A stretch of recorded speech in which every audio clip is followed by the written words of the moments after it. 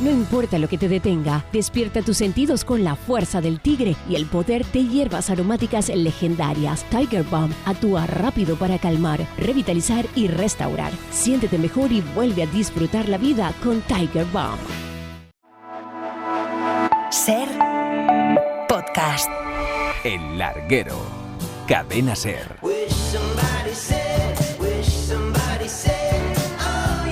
Como ya tenemos la experiencia de lo que pasó con los campeones de 2010, podemos afirmar que los campeones de 2026 quedarán para siempre en el recuerdo de los españoles y que se contarán los grandes jugadores que eran, cuál fue su mejor partido, su gol inolvidable, pero para llegar ahí tuvo que haber entrenadores, formadores que les hicieron crecer. Hemos elegido a 3 futbolistas: el mejor jugador del torneo, Rodri Hernández; el mejor joven, Pau Cubarsí; y a la estrella del equipo, a Lamine Yamal. A Rodri le entrenó con 11 añitos en el Rayo Majadahonda Álvaro Pescador. Álvaro, muy buenas. Buenas noches. Y a Lamine y a Cubarsí, además de a otro campeón como Gavi, Jordi Roura en la Masía. Hola Jordi, ¿qué tal? Buenas noches. Hola, ¿qué tal? Buenas noches. Álvaro, ¿te emocionaste al ver a Rodri levantar la copa casi 20 años después de que pasara por tus manos? Sí, la verdad es que, ya nos tiene muy mal acostumbrados y la verdad es que es emocionante ver pues un representante de esa generación tan bonita que tuvimos, pues levantar un campeonato del mundo. Jordi, y tú cuando ves a Pau y a Lamine rendir así, con ese reconocimiento, entiendo que también por tu cabeza pasan muchos recuerdos, ¿no?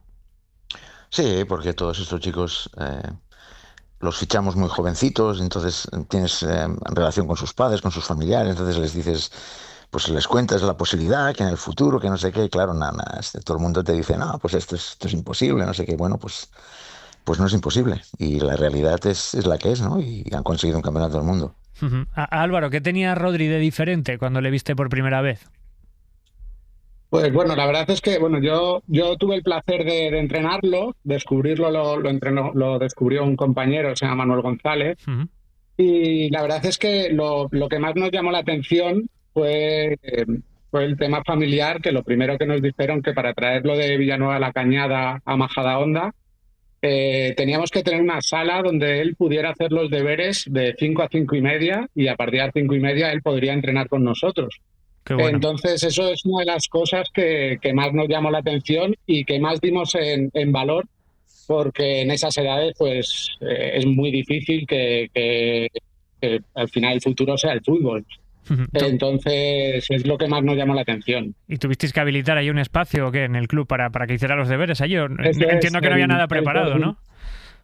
Eso es, el coordinador que había en esa época, que era Pablo López, habilitó un espacio que no solamente era para Rodri, obviamente, era para todos los niños pues que no vivían en Majadahonda, pues tuviesen un espacio donde poder estudiar y hacer las tareas antes o después de entrenar. Hay que recordar que Rodri también tiene una carrera en ADE, si mal no recuerdo, con lo cual ya era buen estudiante de niño y lo ha seguido siendo de mayor. Jordi, cuéntanos tu flechazo con Lamine y con Cubarsí. Creo que tenían 7 y 10 años, ¿no? La primera vez que sabes de ellos. Sí. A nosotros nos llega pues la información de toda nuestra red de scouting y al final, bueno, pues hay que verificarla, ¿no? Y en el caso de Lamine hacemos un partidito. Él tenía 7 años, ¿eh? Y bueno, a pesar de esa edad, pues sí que es verdad que tenía comportamientos, tenía cosas fuera de lo normal, ¿no? Tenía una pintilla así rarilla, un poco enclenque, un poco no sé qué, pero hacía cosas ya con esa edad que eran diferenciales, ¿no? Por eso decidí incorporarlo. Y luego ya pues más adelante, bueno, cuando ya van pasando, cuando ya se incorpora al fútbol 7 o al fútbol 11, a nuestro trabajo metodológico, ya vas viendo que es un jugador especial, ¿no? Y el caso de Pau lo mismo, ¿no? Con características distintas, lo vemos en varios torneos. Y bueno, pues en aquella época además el club estaba muy escaso de esa posición de centrales, ¿no? Y nos pareció que era un jugador con unas condiciones, sobre todo defensivas, muy buenas, ¿no? Y lo mismo, conseguimos incorporarle y luego ha tenido una evolución fantástica, ¿no? No olvidemos que estamos hablando de chicos de 19 años, que imagínate lo que han hecho con 19 años.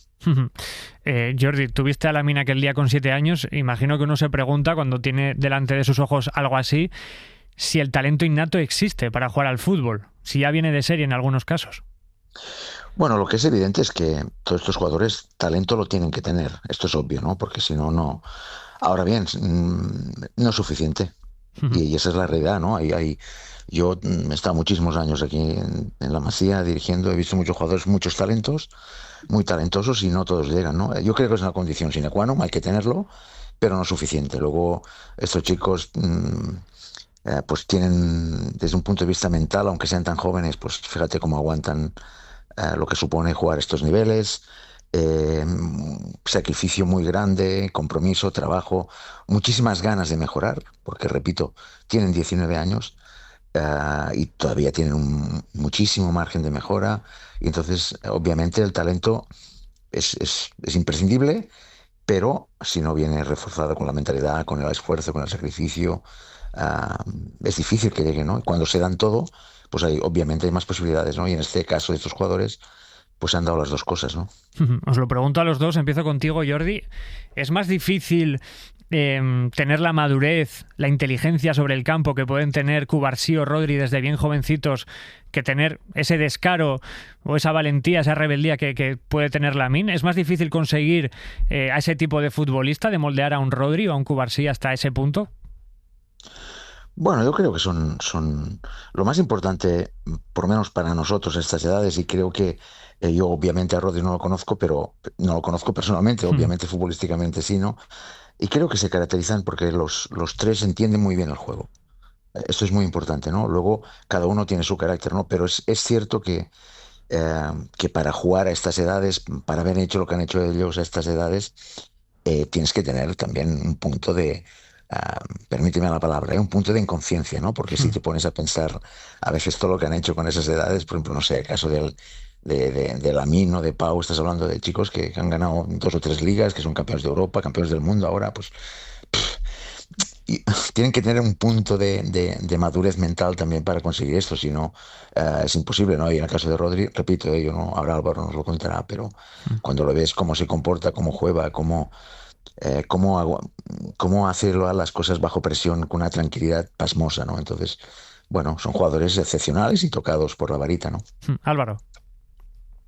Sobre todo, comparto sobre todo lo que es el entendimiento del juego, que es algo que lo llevan, o por lo menos en el caso de Rodri, es desde que le conocemos, él era una cuestión que dominaba a la perfección. Y luego lo que yo creo que es lo importante de todo esto es que tienes a jugadores que entienden el juego y los combinas totalmente pues con el que al final tiene más descaro, como es Lamine en este caso, otro que tiene que tener más pausa, que tener más entendimiento, que tener más posicionar, de ser más posicional en el campo. Entonces, una vez que tienes al que tiene ese descaro, más el que se sabe colocar muy bien, pero si todos además en los juntas y tienen ese entendimiento del juego, que es lo que les ha hecho llegar a donde están, pues es complementar esas piezas. Jordi, contaba ahora Álvaro el caso de Rodri, sus padres pidiendo que tuviera un espacio para hacer los deberes antes de entrenar. ¿Cómo de importantes son las familias? Porque al final tú puedes detectar un talento con 11, 13, 15 años, pero también tiene que acompañarle lo de fuera, ¿no? Hay cosas que no podéis controlar, me imagino. No, a estas edades es muy importante, ¿no? Todos los jugadores vienen de una situación distinta, ¿no? Unos mejor, otros peor, otros no tanto, y cada uno tiene su entorno, pero es muy importante que estén lo más controlados posibles, ¿no? En este caso, siempre he comentado, ¿no? El caso de Lamine, aun siendo nosotros en la Masía, propiamente en la residencia solo están los que están fuera de la provincia, digamos, ¿no? Pero en este caso con Lamine yo creí conveniente, pues bueno, pues para tenerlo más controlado, para que pudiera hacer todas las pautas y como comentaba antes Álvaro, ¿no? El tema de los estudios, muy importante, la formación, pues lo colocamos en la Masía, ¿no? Y en ese sentido nosotros somos afortunados, ¿no? Porque siempre hay que encajar muy bien estos dos aspectos, ¿no? Al final es verdad que es un club de fútbol, tú buscas crear jugadores, pero no puedes obviar a estas edades el aspecto formativo, el aspecto de todo el entorno, ¿no? Y esto hay que tenerlo controlado porque a la larga es lo que influye directamente en el jugador. Álvaro, el fútbol español ha bebido de grandes maestros, desde Cruyff, en los últimos años Guardiola, Luis Aragonés, Vicente del Bosque. ¿Hay definido una forma de ser, de jugar, mejor dicho, sobre el campo del futbolista español? ¿Somos diferentes al resto? ¿Ahí está el secreto también?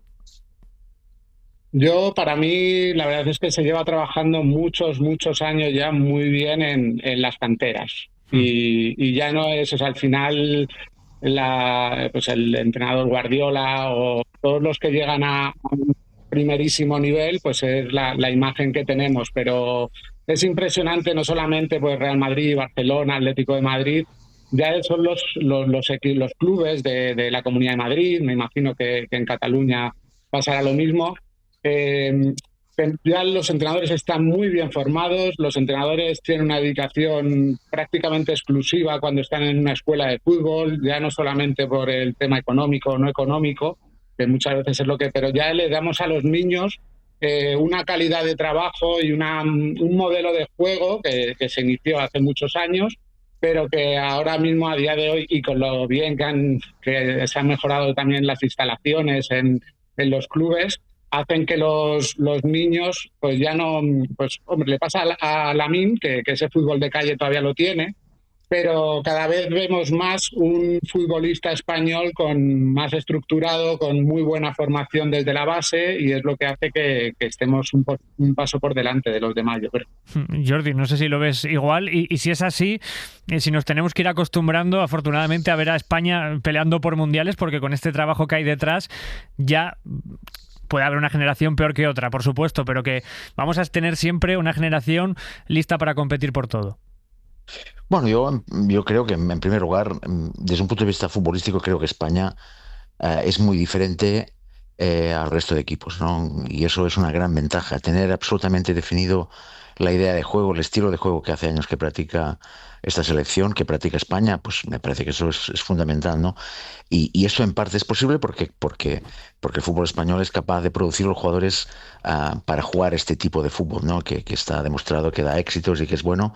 Y eso solo se consigue, como muy bien decía Álvaro, a través de la formación. Y el nivel es altísimo, altísimo, ya repito, no solo en los grandes clubes, sino en los clubes, digamos, más pequeños, pero el nivel, sobre todo de los entrenadores, es muy alto, formativamente son muy buenos, y esto a la larga lo que te hace es que el nivel de los jugadores sea muy bueno, es que no hay otra, ¿no? Y en este sentido, creo que España está muy por encima de la mayoría, y de hecho, no hace falta ver más que creo que hace una semana o dos, la selección sub-19 se proclamó campeona de Europa, ¿no? También, por tanto, creo que se trabaja muy bien, sobre todo porque hay una idea muy clara de juego, y eso creo que es muy importante, ¿no? Y en este sentido creo que tenemos que estar tranquilos y que obviamente no vamos a ganar siempre, por supuesto, pero creo que España siempre estará en disposición de competir y competir muy bien porque tiene la idea muy clara de juego. Lo comentaba Álvaro. Jordi, tú que llevas muchos años en esto, ¿ha cambiado la forma de testar el talento? Ahora se hace de una forma diferente, no sé si la expresión es más profesional, pero ¿ha cambiado mucho respecto a cómo se conseguía hace 20, 30 años? Bueno, yo creo que en gran medida lo que ha ocurrido es que ahora todo el mundo es consciente de la importancia que tiene que tú cuides tu fútbol formativo, tu fútbol base, ¿no? Que crees jugadores, ¿no? Porque, y el ejemplo muy claro, creo que lo tenemos en estos últimos 2, 3 años, el Barcelona, ¿no? El Barcelona, que ha tenido en estos últimos 3 años, o 4 o 5, una serie de problemas económicos importantes. Al final el Barcelona ha conseguido títulos importantes con un porcentaje altísimo de gente de la Masía, digamos, ¿no? Entonces, yo creo que todo el mundo se ha dado cuenta de la importancia que tiene el talento, que tiene formar bien a los jugadores, y en ese sentido, pues todo ha mejorado, ¿no? Desde los scoutings, desde los directores deportivos. Antes comentabas del altísimo nivel de los entrenadores, y por tanto, yo creo que ahora se hace un trabajo extraordinario, en gran medida porque todo el mundo es consciente de la importancia que tiene el cuidar las bases, ¿no?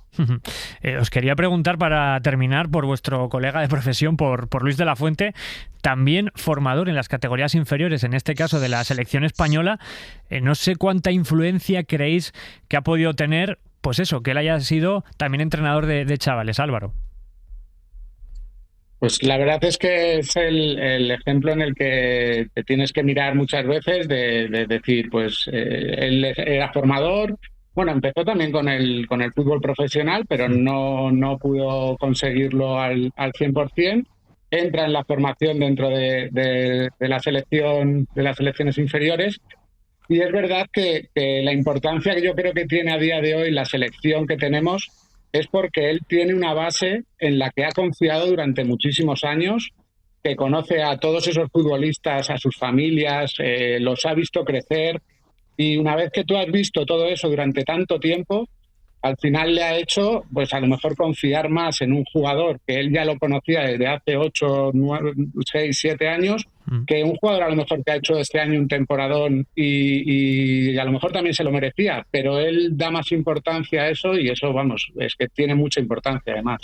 Jordi, ¿tú cómo ves el papel de Luis de la Fuente? Bueno, yo creo que estoy de acuerdo con Álvaro, ¿no? Yo creo que el hecho de que él conozca a la gran mayoría de jugadores es una baza sin duda importante, pero yo también me gustaría resaltar, mira, el tema de los entrenadores en todo el mundo del fútbol, ¿no? Pero en España, cuando cuando un equipo no gana, pues es claro, es que el entrenador no sé qué, es que claro. Y entonces cuando un equipo funciona parece que cuesta más alabar el trabajo del entrenador, ¿no? Yo creo que en ese sentido Luis ha hecho un trabajo extraordinario, primero porque prácticamente todas las decisiones que ha tomado, desde las convocatorias, desde las alineaciones, desde los cambios, desde la lectura de los partidos, creo que han sido absolutamente acertadas. Ha intervenido y siempre lo ha hecho de forma acertada. Y por tanto yo creo que lo que ha hecho tiene un mérito extraordinario, que ha hecho un trabajo fantástico. Y cuando sumas esto, el hecho con lo que comentaba antes Álvaro, de conocer perfectamente a la mayoría de los jugadores de años, pues ahí ha habido una combinación que se ha demostrado que ha sido muy buena, ¿no? Pero repito, hay que ensalzar, que parece que cueste, ¿no? Pero hay que ensalzar muchísimo el trabajo que ha hecho Luis de la Fuente. Hemos elegido el caso de 3 figuras principales de la selección española: Rodri Hernández, Pau Cubarsí y Lamine Yamal. Hay otras 23 historias más que contar, por supuesto, pero queríamos acercarnos a cómo fueron esos primeros años en las canteras de estas 3 figuras ya a nivel internacional y que han sido decisivas en la consecución del Mundial 2026. Álvaro Pescador y Jordi Roura, muchísimas gracias. Gracias. Muchísimas gracias. Un placer. No importa lo que te detenga, despierta tus sentidos con la fuerza del tigre y el poder de hierbas aromáticas legendarias. Tiger Balm actúa rápido para calmar, revitalizar y restaurar. Siéntete mejor y vuelve a disfrutar la vida con Tiger Balm. El Larguero. Cadena SER. Han sido 45-50 días muy intensos de Mundial. Yo creo que el compañero que más estadios ha visitado durante este mes y medio de Copa del Mundo ha sido Aritz Gabilondo. Hola Aritz, muy buenas. Hola Héctor, ¿qué tal? Muy buenas. Ya en casa, después de no sé cuántos días, ¿has echado la cuenta?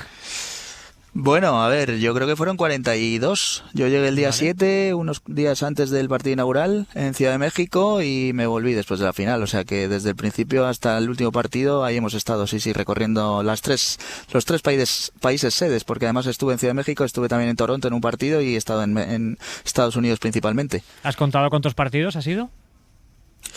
Pues no lo he contado, lo dejé de contar en algún momento, yo creo que llevaba 14 o 15. 14 o 15 hasta el último tramo en el que ya se reduce mucho el número de partidos, pero bueno, los que son los que realmente hay que ir, ¿no? Porque son semifinales, finales, etcétera, etcétera. ¿El mejor ambiente de los 3 países lo has vivido en México, en el Azteca, podría ser? Absolutamente. Creo que hay un antes y un después en el Mundial cuando eliminan a México. Yo creo que esto es así. ¿Sí? De hecho, empieza otro Mundial. Es un Mundial absolutamente distinto al anterior. El anterior con México, sobre todo desde el partido inaugural, que fue tremendo, pero también el resto de partidos en los que ha estado una de las anfitrionas, se ha visto pues un país absolutamente entregado. Y Estados Unidos, al ser más grande, al haber muchísimas más cosas aparte del fútbol, pues se evaporaba un poco ese interés, ¿no? En Canadá estuve solo en un partido y tampoco noté lo que he notado en México, que para mí ha sido la que ha servido un poco de remo, ¿no? Para tirar para adelante de las tres anfitrionas. Ahora quiero que elijas tú, mejor dicho, los 5 momentos deportivos que crees que perdurarán en el imaginario colectivo de este Mundial por los años y los años. Pero antes te quería preguntar, tú que has viajado mucho a Estados Unidos en los últimos años, también el año pasado con el primer Mundial de clubes con ese formato de la historia, ¿crees que esta vez sí, y no como ocurrió en el 94, el fútbol o el soccer, como lo llaman ellos, llega para quedarse en Estados Unidos o no? Pues creo que el empujón ha sido muy grande. Ahí están los datos de audiencia televisiva. De hecho, el partido de México contra Inglaterra partido de octavos de final, las audiencias que tuvo, fíjate que es México, pero por toda esa colonia mexicana que hay en Estados Unidos, ya se acercó a partidos y audiencias televisivas de la NFL, que me parece que es un hito tremendo. Ha habido números que realmente nunca había habido en Estados Unidos en cuanto a eso, audiencia televisiva, estadios completamente llenos, afición entregada por el torneo. Creo que lo que es el impulso Messi, no solo en este torneo, sino en la temporada de la MLS también ha servido, ¿no? Para que el soccer, como lo llaman allí, pues vaya acercándose a los grandes torneos, así sí. Que desde luego más no han podido hacer porque la sociedad norteamericana haya consumido fútbol y opte por el fútbol a partir de ahora. Empezamos ya con ese ranking, Aritz, si te parece. Sí. En el número 5 de tus momentos deportivos del Mundial, ¿cuál has elegido? A ver, está complicado porque han pasado muchas cosas, pero me tengo que quedar claramente en uno de los apartados, y lo voy a meter en el 5, es con Cabo Verde. Creo que ha sido una de las historias del Mundial sin duda. Además con la figura de Bociña, el portero, creo que hay que hacerle un hueco obvio. Empezó creo que con 50.000 seguidores en Instagram y iba por más de 30 millones. No podía salir el otro día del estadio, en la final. No podía salir del estadio, se ha convertido en un fenómeno de masas, y además, no es por nada, pero Cabo Verde se fue del torneo sin perder ante España y sin perder contra Argentina en 90 minutos. O sea que creo que es un poco el éxito del Mundial de 48 años, de 48 equipos que nos habían casi dura metido 48 un poco años. Sí, es verdad. Nos han metido con calzador, pero al final, mira, con ejemplos como el de Cabo Verde, pues tiene cierto sentido. El quinto puesto para Cabo Verde, el cuarto. Pues tengo que meter por ahí también a Cristiano Ronaldo. Probablemente en su último mundial ha estado gris, ha estado criticado, además fue España la que le mandó para casa, solo marcó 2 goles, recuerdo, en un partido, y bueno, ha sido bastante flojo, ¿no? Por el torneo de Cristiano, pero bueno, era su 6º mundial y creo que hay que darle también, seguramente en su adiós a los mundiales, ese apartado, aunque sea por lo negativo, a Cristiano Ronaldo. La medalla de bronce, aunque justo una medalla de bronce en un mundial, pues parece que no se valora mucho, pero para ti, ¿cuál es? Meto a Jude Bellingham. Creo que ha sido el mejor centrocampista del torneo, por lo menos ha tenido una incidencia ofensiva increíble, ha encontrado el puesto que igual en el Real Madrid estaba tanto tiempo buscando. Es una señal también para el Madrid, ¿no? Donde él se siente mejor, más liberado por delante de un doble pivote, y creo que el partido que hace, por ejemplo, en cuartos de final frente a Noruega, incluso en el golazo que marca en el partido por el tercer y cuarto puesto, me hacen decantarme por él como bronce. Pedazo mundial el de Bellingham, sí señor. Sí. ¿La plata? Pues Leo Messi creo que ha sido un suceso, 39 años, nadie esperaba probablemente que pudiera estar a este nivel, 8 goles, en su momento un goleador histórico superando a Klose, con aquel hat-trick en su día frente a Argelia en el primer partido, luego le superó Kylian Mbappé en el partido por el tercer y cuarto puesto en número de goles históricos, 22 frente a 21, que por cierto hasta habrá que hacer algún día un análisis exhaustivo de cómo pueden contar lo mismo los goles en un partido por el bronce que en el resto del torneo, pero bueno. Para mí, Messi claramente uno de los grandes nombres propios del torneo y le doy por ello la plata. De hecho, te diría que las lágrimas de Messi después de la final, yo creo que serán, si hubiera que hacer un resumen de 30 segundos nomás de una imagen tras otra del Mundial, esta aparecería seguro, yo creo que esa quedará para siempre, sí. Porque fue muy impactante, ¿no? Efectivamente, sí.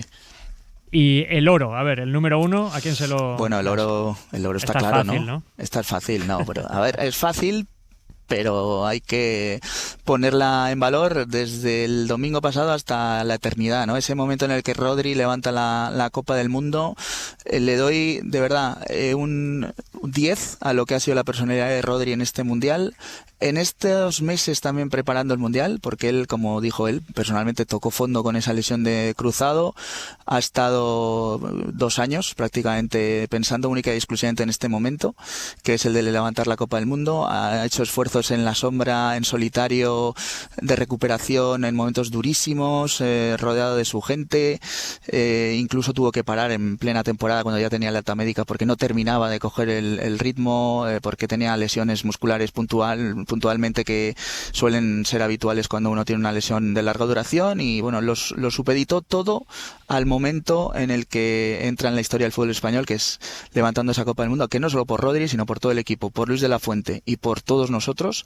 Creo que sin duda el momento del Mundial que queda para siempre. Pues este es el top 5 de Aritz Gabilondo sobre ese Mundial que ha vivido in situ durante más de 40 días. El quinto puesto para Cabo Verde, su hazaña, su proeza, personificado en la figura de Bociña. El puesto número 4 para Cristiano Ronaldo en su último Mundial, su sexto Mundial. El bronce para Jude Bellingham, esa gran actuación liderando a Inglaterra, marcando ese número de goles históricos dentro de un Mundial para los Three Lions.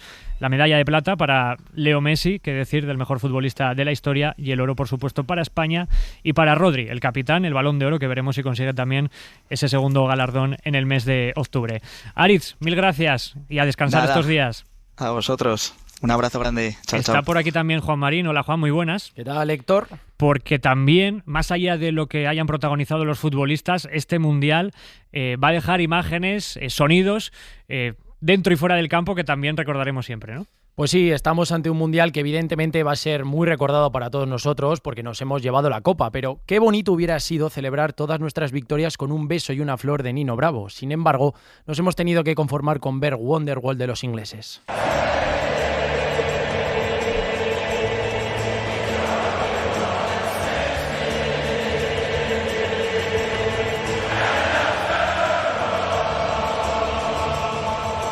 Otro de los sonidos del Mundial ha sido el del remo noruego. Sonaba después de cada partido de la selección noruega con golpes de tambor a manos de Odegaard o Haaland.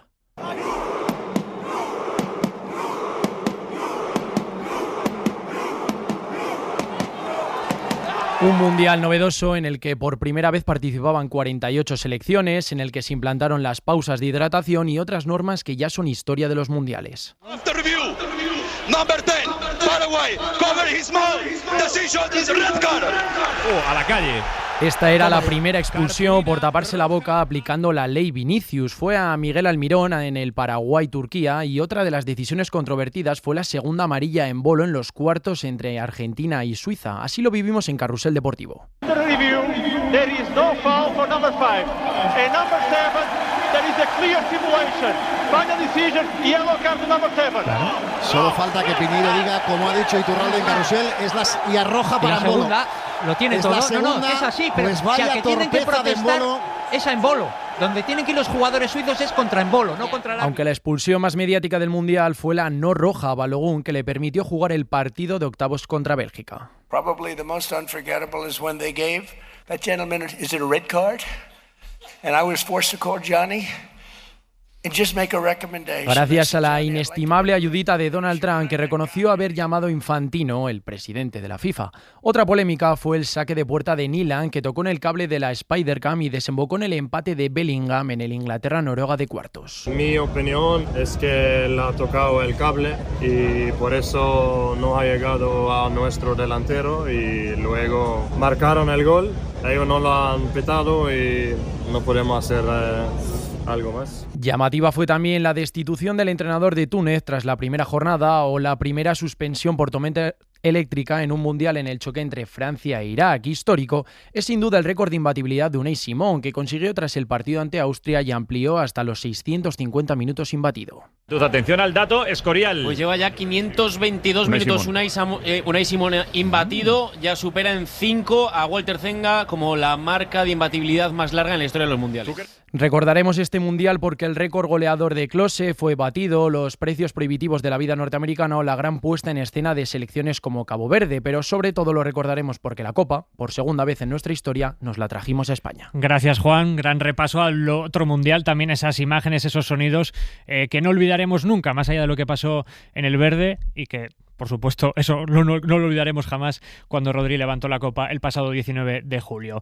Vas a ser la 1 menos cuarto, 12 menos cuarto en Canarias. Nos vamos al Tour de Francia. El Larguero. Cadena SER. 16ª etapa del Tour de Francia, contrarreloj individual de 26 kilómetros y triunfo para Remco Evenepoel por delante de Tadej Pogačar. Íñigo Martínez, Borja Cuadrado, Roberto Torres, ¿qué tal? Buenas noches. Hola, muy buenas. Hola, buenas noches. Buenas noches. Martínez, segunda etapa seguida para Evenepoel, que se dice pronto cuando Tadej Pogačar está compitiendo en un Tour de Francia. Sí, pero contra el crono tiene una velocidad más. Remco Evenepoel es posiblemente el mejor contrarrelojista ahora mismo que hay en el mundo y ha volado hoy sobre las carreteras francesas, ha marcado una media extraordinaria, ha vencido con muchísima claridad. Mira, yo te diría 3 titulares en el día de hoy. Uno, Remco vuela. El segundo, Pogačar, a pesar de perder algunos segundos, se afianza en el amarillo. Y la tercera, Ayuso entierra cualquier opción de estar en el podio este próximo domingo en París. Empezando por lo de Remco, Torres, es verdad que le ha metido 28 segundos a Pogačar, que el domingo ganó la etapa de montaña por delante del esloveno, se llevó el sprint. No sé si puede ser, ya para este Tour evidentemente llega tarde, pero un paso adelante, ¿no? Porque al final a Evenepoel siempre se le hacen un poco largas las grandes. Sí, la verdad es que ayer nos sorprendió con la montaña el domingo y hoy ha sido espectacular. Nos ha demostrado una crono que no era especialmente para un contrarrelojista. Tenía una subida al principio de 9 kilómetros, le ha metido mucho tiempo a Pogačar y para mí lo que ha dejado abierto es que el Tour así es Pogačar el favorito, pero bueno, con alguna crono o un par de cronos largas Renko podía estar ahí metido, esperando a lo que pase en Alpe d'Huez, claro. Claro, esos recorridos ya no existen, ¿no, Marquínez? En los Tours de 2026, claro. En los de hace 20 años o 30, ya ni te cuento, de la época de Indurain, pues Evenepoel igual podría pelearle a Pogačar, ¿no? A mí me contaban cronos de 80 y 90 kilómetros hace muchos años. Yo cuando empecé en esto, allá por el 2000, las cronos eran largas, eran de unos 60, 65 kilómetros y bastante planas, donde se metía además minutada los grandes especialistas. Y ahora pues eso, son de 26 kilómetros. Yo estoy de acuerdo, creo que si el Tour quiere tener un poco más de pelea, por lo menos de meterle a Renko, tendría que tener alguna crono más larga. No sé si 2, pero por lo menos una de 40, 50 kilómetros, que luego hay muchos corredores que protestan porque dicen que se pierde demasiado tiempo y que hay mucha gente que se queda fuera de cualquier posibilidad de pelear por el podio. Pero bueno, es lo que hay. Lo mismo que metes tapones de altísima montaña, y hablaremos luego, por ejemplo, de lo que nos espera para este sábado, sin ir más lejos, pues también igual hay que meter unos kilómetros más de crono. No sé, siempre el Tour ha tenido cronos más largas que este año. Este año para mí se me queda bastante corta. Es curioso porque empezaron las grandes vueltas haciendo recorridos que favorecieran a Pogačar para favorecer el espectáculo, el nuevo corredor que salía y que enamoraba a todo el mundo, y van a terminar haciendo recorridos para perjudicarle y que esté todo más igualado. Está Pogačar, el líder de la general, quedan 5 etapas para el final, le saca 4 minutos y medio a Evenepoel, 6.51 a su compañero Isaac del Toro, cuarto es el francés Paul Seixas, que ya también cuajado una buena contrarreloj, ¿por qué no? Y quinto es Juan Ayuso, ya a más de 9 minutos y a más de 3, prácticamente a 2,5 del podio. Borja, ¿tú cómo le has visto al alicantino hoy? Pues le he visto preocupado, cuando ha llegado a línea de meta. Ya el domingo en plató de Solesón no tuvo las mejores sensaciones. Le veía yo en el autobús con una mezcla de fatiga, evidentemente, después de la paliza, y de saber que no había hecho una buena crono. Luego, posteriormente, en inglés decía que si tú quieres ser podio en el Tour de Francia no puedes tener 2 malos días seguidos. Y es quinto, pero por la sencilla razón de que ha abandonado el alemán Florian Lipovic, que se ha fracturado la clavícula. Es decir, que sin Lipovic y sin Vingegaard, pues ahora es quinto, si no sí que estaría un poquito por detrás. Y así explicaba sus sensaciones el ciclista de Javea. Pues evidentemente malo y ya está, malo. No he visto aún la diferencia, me imagino que es bastante, pero bueno, al final para estar en el podio no se puede fallar y ha fallado 2 días, entonces es difícil, pero bueno, quedan 2 días muy duros que intentaremos darle la vuelta. Así que está en esa quinta posición Juan Ayuso, se le acerca a su compañero Skiel Moss, que está a 52 segundos y ahora estaría a 2.31 Ayuso de su excompañero del Toro, que es el que está marcando la tercera posición del podio. Roberto, nos vamos a quedar sin el podio de Juan Ayuso, ¿eh?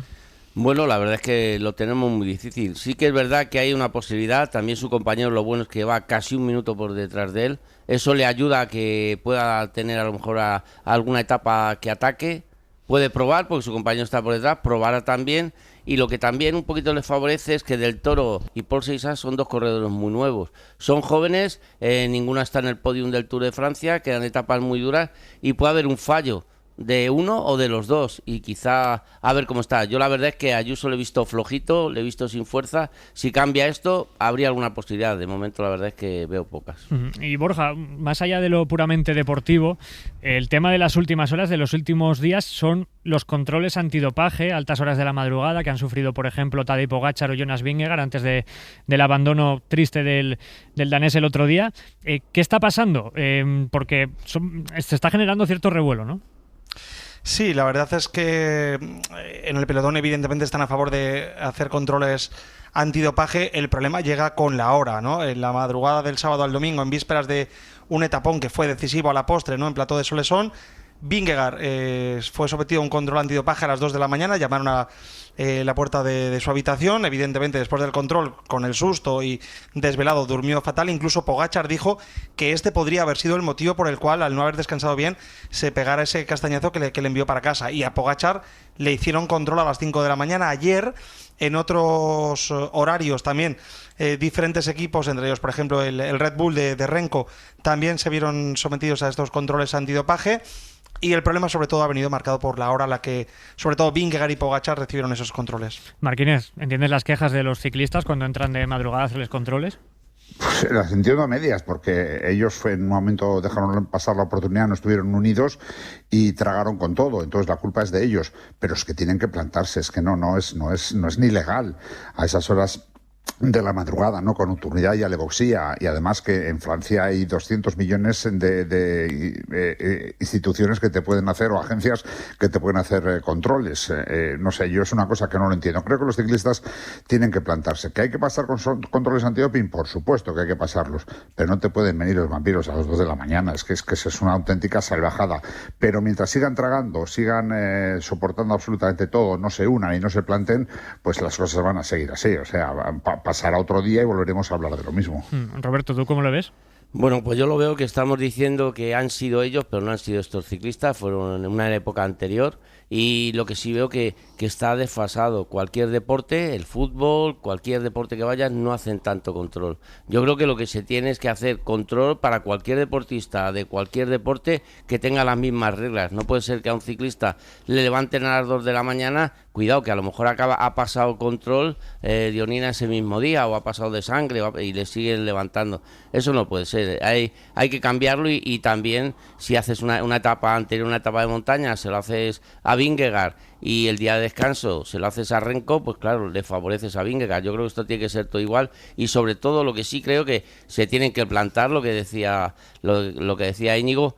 Pero es que esto no lo hicieron nuestros ciclistas, las reglas se las han dado hechas, y yo pienso que todos los deportistas, sea el deporte que sea, tienen que tener las mismas reglas, si no, al final los ciclistas salen siempre pringados. En Borja, rápidamente, que nos tenemos que ir. ¿Qué tenemos mañana? Poca montaña, ¿no?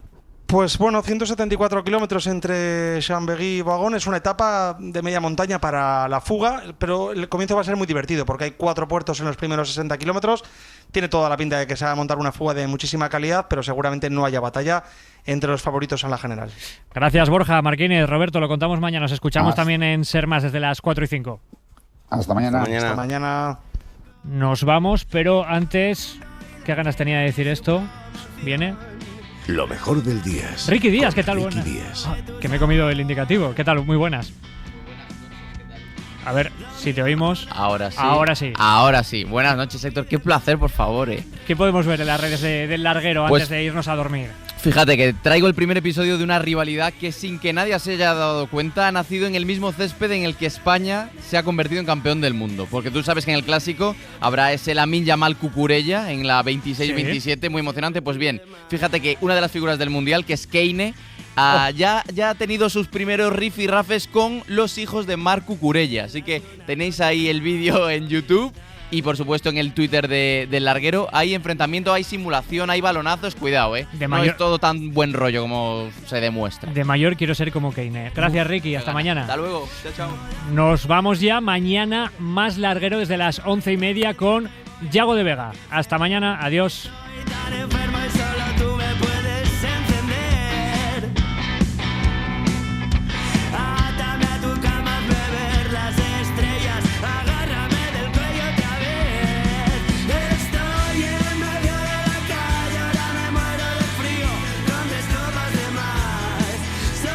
El Larguero, Cadena Ser. Para no perderte ningún episodio, síguenos en la aplicación o la web de la SER, Podium Podcast o tu plataforma de audio favorita. No importa lo que te detenga, despierta tus sentidos con la fuerza del tigre y el poder de hierbas aromáticas legendarias. Tiger Balm actúa rápido para calmar, revitalizar y restaurar. Siéntete mejor y vuelve a disfrutar la vida con Tiger Balm.